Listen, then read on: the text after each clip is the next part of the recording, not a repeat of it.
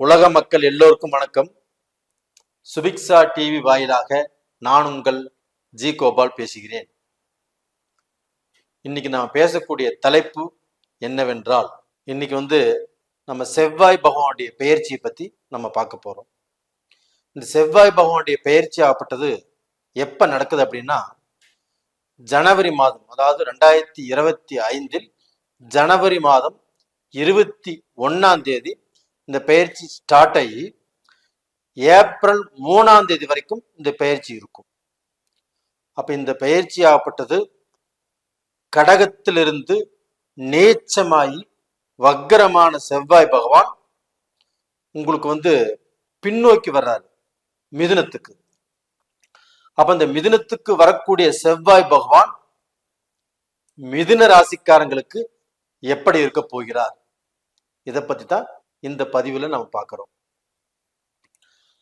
அப்போ செவ்வாய் பகவான் ஆப்பட்டது மிதுன ராசிக்கு 11ஆம் இடத்து அதிபதி,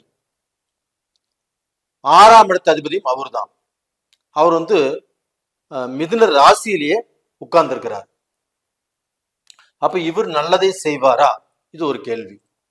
இது போக பாத்தீங்கன்னா, இந்த செவ்வாய் ஆப்பட்டது எங்க எங்க இருந்தால் நல்லது அப்படிங்கிறத நீங்க தெரிஞ்சுக்கோங்க. செவ்வாய் பகவான் ஒரு ராசியிலிருந்து 3ஆம் இடம், இப்ப மிதுன ராசினா மிதுனம், கடகம், சிம்மம், இப்ப இந்த 3ஆம் இடம் இப்படி எண்ணி வரணும்.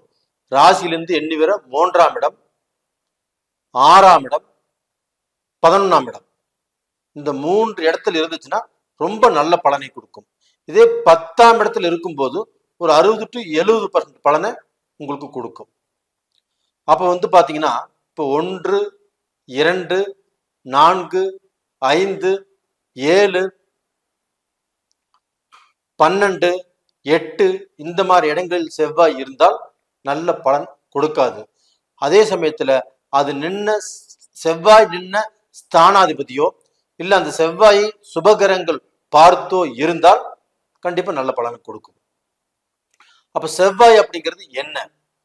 செவ்வாய் அப்படின்னாவே ஒரு மனிதனுடைய இரத்த சம்பந்தம், இரத்த ஓட்டம். அந்த இரத்த ஓட்டம் நல்லா இருக்கணும் அப்படின்னா அந்த செவ்வாய் பகவான் நல்லா இருக்கணும். ஒவ்வொருத்தருக்கு ரத்தம் சம்பந்தப்பட்ட நோய் வருது அப்படின்னாவே செவ்வாய் பகவான் ஏதாவது ரூபத்தில் கெட்டிருப்பாரு. அதே சமயத்துல இந்த ரத்த சம்பந்தம் அப்படிங்கிறது அண்ணன் தம்பி உறவு முறைகள், அக்கா தங்கச்சி உறவு முறைகள், இவங்க நல்லா அன்பா பாசமா சந்தோஷமா இருக்கணும், ஒருத்தருக்கு ஒருத்தர் விட்டு கொடுத்து வாழணும் அப்படின்னா இந்த செவ்வாய் பகவான் நல்லா இருக்கணும். அப்ப அதே செவ்வாய் பகவான் அப்படி கெட்டு போயிட்டாருன்னா அண்ணன் தம்பி நல்லா இருக்க முடியாது, பாசமா இருக்க முடியாது. இப்ப அண்ணன் தம்பியில பயங்கரமான விரோதிகளாகிறாங்க, ஒருத்தருக்கு ஒருத்தர் அடிச்சுக்கிறாங்க அப்படின்னா இந்த செவ்வாய் பகவான் நல்லா இல்லைன்னு தான் அர்த்தம். அது போக இந்த செவ்வாய் பகவான் அப்படிங்கிறது பூமிகாரகன். ஒருத்தருக்கு ஒரு வீடு இல்லைன்னா பூமி, நிறைய பூமிகள், ஒருத்தர் அளவுக்கு அதிகமான பூமிகள் வாங்கிட்டே இருக்கிறாரு அப்படின்னா அதற்கு காரணம் இந்த செவ்வாய் பகவான் ஆப்பட்டது அவங்களுடைய ஜென்ம ஜாதகத்துல ரொம்ப நல்லா இருக்கிறாருன்னு அர்த்தம். இதே ஒருத்தருக்கு இருக்கிறதுக்கு வீடே இல்லை, எந்த பூமியும் வாங்க முடியல, ஒரு பூமி வாங்கணும்னா கூட ரொம்ப கஷ்டப்பட்டு இருக்கிறாரு, அவங்களுக்கு செவ்வாயுடைய அமைப்பு அவங்களுடைய ஜாதகத்துல சரியில்லை. இப்போ ஒருத்தர் படிச்சு டாக்டர் ஆறாங்க, அதற்கும் மருத்துவம் சம்பந்தப்பட்ட தொழிலுக்கும் இந்த சனி செவ்வாய் நல்லா இருக்கணும், அதுல செவ்வாயுடைய பங்கு ஜாஸ்தி. இது போக பாத்தீங்கன்னா மிலிட்ரி, காவல்துறை, தீயணைப்புத்துறை, இந்த யூனிஃபார்ம் போட்ட எல்லா அமைப்புகளுக்கும் இந்த செவ்வாய் தான் காரணம். அப்ப அந்த செவ்வாய் பகவான் நல்லா இருந்தாருன்னா அந்த யூனிஃபார்ம் சம்பந்தப்பட்ட தொழிலுமே அவங்களுக்கு நல்லா இருக்கும். அப்ப இது மாதிரி செவ்வாய் பகவான் நல்லா இருந்துட்டாருன்னா அவங்க வாழ்க்கையில நிறைய விஷயங்களை சாதிக்கலாம். அது போக இந்த செவ்வாய் பகவான் ஒருத்தருடைய ஜாதகத்தில் நல்லா இருக்குன்னு வச்சுக்கோங்களேன், முன்கோபம் ஜாஸ்தியா வரும், கொஞ்சம் வேகமா இருப்பாரு, திடீர்னு ஒரு முடிவெடுப்பாரு, சில நேரங்களில் எதை செய்யலாம் எதை செய்யக்கூடாது அப்படின்னு ஒரு ஒரு விஷயம் செய்யறாருன்னா அதுல குழப்பம் அடைஞ்சிடும். அப்ப அந்த செவ்வாயினால அவங்க பாத்தீங்கன்னா அந்த ஹைப்பர் டென்ஷன் அப்படிங்கிறது அவங்களுக்கு உருவாகும். அதனால அவங்க கொஞ்சம் நிதானமாக செயல்படுவது நல்லா இருக்கும். அதே சமயத்துல செவ்வாய் ஒருத்தருடைய ஜாதகத்துல ஆட்சியாகவோ உச்சமாகவோ குருவுடைய பார்வை பெற்றோ அந்த செவ்வாய் நின்ன ஸ்தானாதிபதி நல்லா இருந்தோ, அந்த செவ்வாய் இருந்துன்னு வச்சுக்கோங்களேன், ரொம்ப நேர்மையானவரா இருப்பாரு. ஒருத்தருடைய அன்புக்கும் பாசத்துக்கும் கட்டுப்பட்டவரா இருப்பாரு. யாருக்கும் துரோகம் செய்ய மாட்டாரு, பொய் சொல்ல மாட்டாரு. அவர்கிட்ட இருக்கக்கூடிய ஒரே மைனஸ் பாயிண்ட் என்னன்னா அவசரம், வேகம், திடீர் ஒரு முடிவெடுக்கிறது, சண்டைக்கு போறது. இதுதான் அவங்ககிட்ட இருக்கக்கூடிய மைனஸ் பாயிண்டா இருக்க முடியும். மற்றபடி எந்த கெடுதலும் அவங்களால வராது. அப்ப இந்த செவ்வாய் பகவானாப்பட்டது மிதுன ராசிக்காரங்களுக்கு எப்படி இருப்பார் அப்படின்னா, அந்த செவ்வாய் அந்த ராசியிலேயே மிதுன ராசியிலேயே இருப்பது எப்படின்னா, அந்த மிதுன ராசிக்காரங்களுக்கு ஒரு விதமான பதட்டத்தை கொடுக்கும். ஒரு விதமான கொஞ்சம் குழப்பமா இருப்பாங்க, கொஞ்சம் டென்ஷனாகவும் இருப்பாங்க. ஒரு விஷயம் செய்யும் போது அந்த பதட்டமான சூழ்நிலை வரும். ஒரு முடிவு நல்லா எடுக்க முடியாது. அதுல மட்டும் கொஞ்சம் ஜாக்கிரதையா நீங்க இருங்க. ஜாக்கிரதையா இருந்தாவே நீங்க சக்சஸ் பண்ணிடலாம். ஏன் சொல்ற அப்படின்னா, அந்த செவ்வாய் நின்ன ஸ்தானாதிபதி புதன் பகவான். அந்த புதன் பகவான் ஆப்பட்டது உங்களுடைய ராசிக்கு 9ஆம் இடத்துல கும்பத்துல ஆட்சி பெற்ற சனியோடு சேர்ந்து நல்லா இருக்கிறது. அப்ப உங்களுடைய ராசிநாதன் புதன் பகவான் 9ஆம் இடத்தில் இருப்பதே யோகம். அப்ப 9ஆம் இடம்னு என்ன? அப்பா, அப்பா வழி சொந்த பந்தம். அப்ப அப்பாவுக்கு பாத்தீங்கன்னா அப்பா மூலியமாக உங்களுக்கு சில நல்ல விஷயங்கள் நடக்கும். ஒரு பைக் வாங்கி கொடுக்கலாம், ஒரு கார் வாங்கி கொடுக்கலாம், உங்களுக்கு தொழில் ஆரம்பிச்சு கொடுக்கலாம். அப்ப அப்பா மூலியமாக தன்னுடைய மக்களுக்கு இந்த பீரியட்ல நல்லது நடக்க வாய்ப்பு இருக்குது. அப்பா அம்மா சேர்ந்து கல்யாணம் பண்ணி வைக்கலாம், உங்களுக்கு இருக்கக்கூடிய பிரச்சனையை தீர்த்து வைக்கலாம். இது மாதிரி விஷயங்கள் அப்பானால மக்களுக்கு நல்லது நடக்கும். இது போக பாத்தீங்கன்னா அந்த செவ்வாய் பகவான் பார்க்கறது கரெக்டா உங்க ராசிக்கு 7ஆம் இடத்தை பார்க்கறாங்க.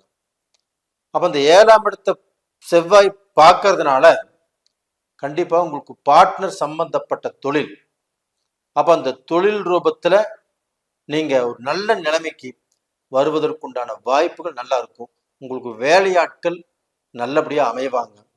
எந்த பிரச்சனையுமே இல்லாமல் இருக்கக்கூடிய பிரச்சனையில இருந்து நீங்க மீண்டு வருவதற்குண்டான வாய்ப்புகள் இந்த பீரியட்ல கிடைக்கும். அப்போ உங்களுக்கு தொழில் நல்லா இருக்கும். அந்த தொழில்ல நீங்க 10 ரூபா லாபத்தை எதிர்பார்க்கலாம். உங்களுக்கு இருக்கக்கூடிய கஷ்டங்கள் கண்டிப்பாக குறையும். அதே சமயத்தில் அந்த 7ஆம் இடத்தை செவ்வாய் பார்க்கறதுனாலையும், அந்த செவ்வாய் ராசிநாதன் ஆப்பட்டது மேசம், அந்த மேசத்துக்கு கரெக்டா 9ஆம் இடத்தை அந்த செவ்வாய் பார்க்கறதுனாலையும் கண்டிப்பாக நீங்க சில பாக்கியம், உங்களுக்கு சில பல வருஷமா பல மாதங்களாக நடக்காத காரியங்கள் இந்த பீரியட்ல கண்டிப்பாக நடக்கும். நீங்க முயற்சி பண்ணிட்டு இருக்கக்கூடிய காரியங்கள் இந்த பீரியட்ல கண்டிப்பாக நடக்கும். உங்களுக்கு திருமண வாழ்க்கை அது நல்லா இருக்கும். இதே பெண்களுக்கு அப்படின்னா, ஆண்களை குறிக்கக்கூடிய கிரகம் தான் செவ்வாய் பகவான், கணவரை குறிக்கக்கூடிய கிரகம் செவ்வாய் பகவான். அப்ப அந்த மிதுன ராசியில பிறந்த பெண்களுக்கு தன்னுடைய கணவன்மார்கள்னால ஏதாவது ஒரு நல்லது நடக்கக்கூடிய வாய்ப்புகள் இந்த பீரியட் இருக்கும். அப்ப அவங்க உங்க பேர்ல ஒரு லேண்ட் வாங்கி வைக்கலாம், உங்க பேர்ல எழுதி வைக்கலாம், உங்களுக்கு ஜுவல்ஸ் வாங்கி கொடுக்கலாம். உங்களுக்கு ஏதாவது ரூபத்தில் நீங்க சந்தோஷப்படக்கூடிய அளவுக்கு ஏதாவது சில விஷயங்கள் செய்யலாம். அப்போ உங்களுடைய கணவர் உங்களுக்கு இந்த பீரியட்ல ஒரு நல்ல மாற்றம் உங்களுக்கு வரக்கூடிய அளவுக்கு, உங்களுக்கு ஒரு நல்ல சந்தோஷம் வரக்கூடிய அளவுக்கு, ஒரு நல்ல திருப்தி வரக்கூடிய அளவுக்கு இந்த பீரியட்ல அவர் ஏதாவது செய்வார். அப்போ உங்களுக்குள்ள இருக்கக்கூடிய மனஸ்தாபங்கள், மன கஷ்டங்கள், மன சங்கடங்கள், இதற்கு முன்னாடி எவ்வளவோ சங்கடம், சலிப்பு, குழப்பம் இது மாதிரி வாழ்ந்துட்டு இருந்திருப்பீங்க. அந்த குழப்பமெல்லாம் இப்போ தீரக்கூடிய காலகட்டங்கள்.